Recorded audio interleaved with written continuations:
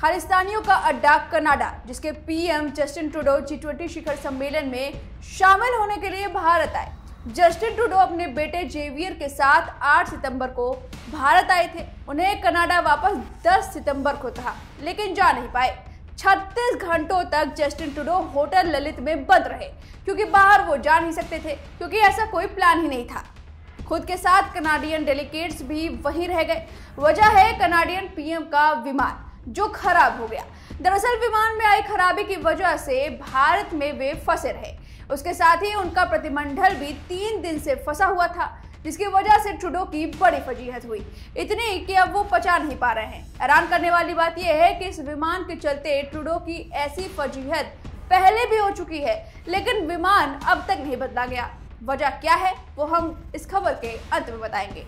इससे पहले आपको बता दें कि विमान 2016 में भी खराब हुआ था। तब उड़ान भरने में 30 मिनट बाद उन्हें ओटावा वापस लौटना पड़ा था। दरअसल यह घटना उनके बेल्जियम दौरे पर हुई थी। बता दें कि 2019 में भी इस विमान में खराबी आ गई थी, जब यह कनाडा के एक एयरबेस पर किसी चीज से टकरा गया था। तो चलिए आपको बताते हैं कि किस तरह इस विमान के चलते ट्रूडो की फजीहत हो रही है। वैसे तो खालिस्तान के मुद्दों पर भी ट्रूडो की आए दिन फजीहत होती रहती है, लेकिन अब इस विमान ने भी कोई कसर नहीं छोड़ी है। तो आपको बता दें कि कनाडाई पीएम के विमान का नाम CC-150 पोलारिस है, जिसमें खराबी आई है। यह विमान करीब 35 साल पुराना है। अब आप सोचिए कि 35 साल पुराना विमान और आज का विमान, कितना इसमें अंतर होगा। तकनीकी स्वभाव से भी आप देख सकते हैं कि तकनीक में कितना इसका अंतर होगा और ये कितना पुराना होगा, लेकिन फिर भी जस्टिन ट्रूडो इसको बदल नहीं रहे हैं।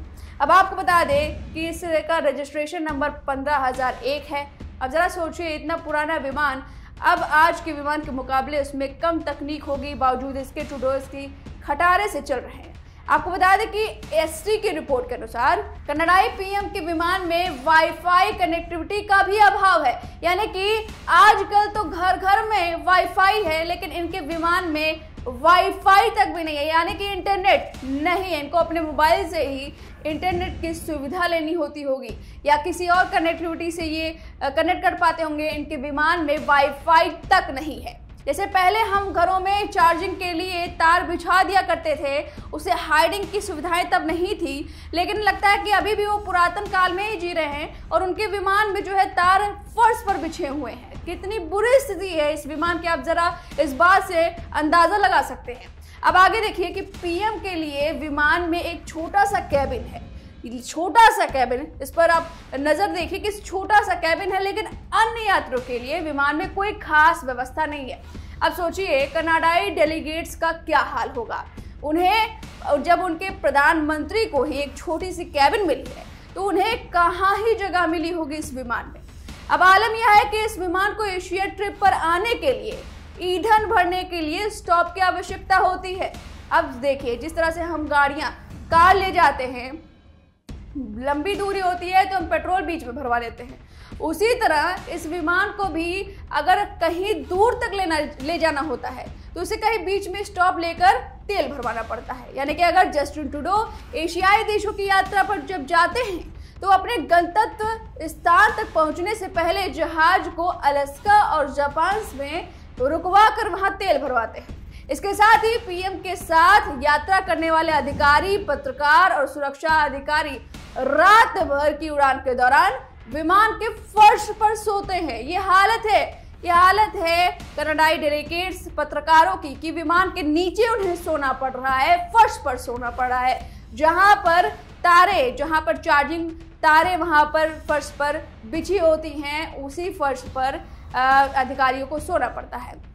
ये हालत है। अब सोचिए कितनी बेकार स्थिति में ये विमान है। इसी खटारे के साथ ट्रूडो चलते रहते हैं। साथ ही उन्हें अपने लिए स्वयं कंबल, कैंपिंग पैड और स्लीपिंग बैग लाना पड़ता है।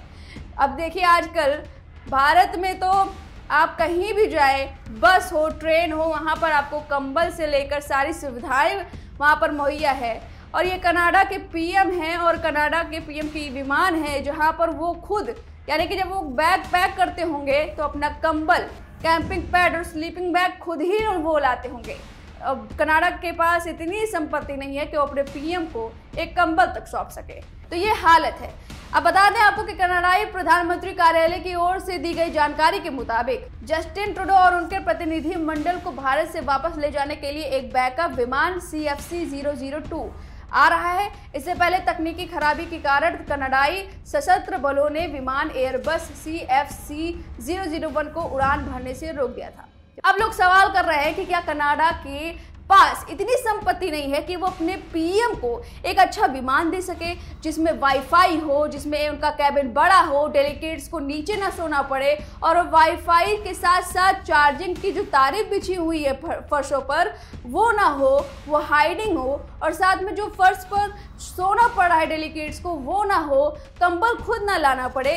क्या ऐसी स्थिति हो गई है अब कनाडा की, जहां तक कनाडा में देखा जाता है कि खालिस्तानियों का रुतबा इतना बढ़ गया है कि अब वो कुछ भी कर रहे हैं, लेकिन कनाडा अपने पीएम को एक विमान नहीं दे सकता। 35 सालों तक यही विमान कनाडा के पीएम जस्टिन ट्रूडो लेकर ढोते रहे हैं। अब ये खटारा हो चुकी है, जिसकी वजह से पीएम की बड़ी बेइज्जती हो रही है, घर में भी और उनके देश में भी। अब इस खबर पर आपकी क्या राय है, अब कमेंट करके जरूर बताएं। VK न्यूज, राष्ट्र के नाम।